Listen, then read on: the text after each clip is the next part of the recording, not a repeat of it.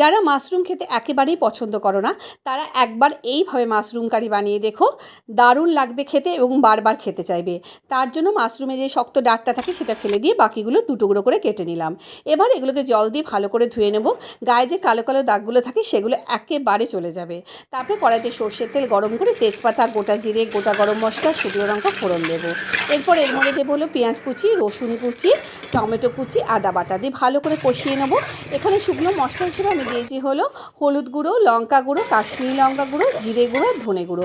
এই মশলা দিয়েও ভালো করে কষিয়ে নিতে হবে, কেননা আগে মশলা ভালো করে কষিয়ে নিতে হবে, কেন মাশরুম সিদ্ধ হতে কিন্তু খুব বেশি সময় লাগে না। এবার মশলা ভালো করে কষানো হয়ে গেলে মাশরুমগুলো এর মধ্যে দিয়ে দেবো হলো পরিমাণ মতো নুন আর ফ্যাটানো টক দই, সামান্য চিনি, আর এই যে টক দই যে ফেটেছিলাম ওই বাটি ধোয়া সামান্য জল। তারপর এটাকে ফুটতে দেবো। নামানোর আগে এর মধ্যে দিয়ে দেবো হলো গরম মশলা গুঁড়ো আর ধনে পাতা কুচি। ভাতের সঙ্গে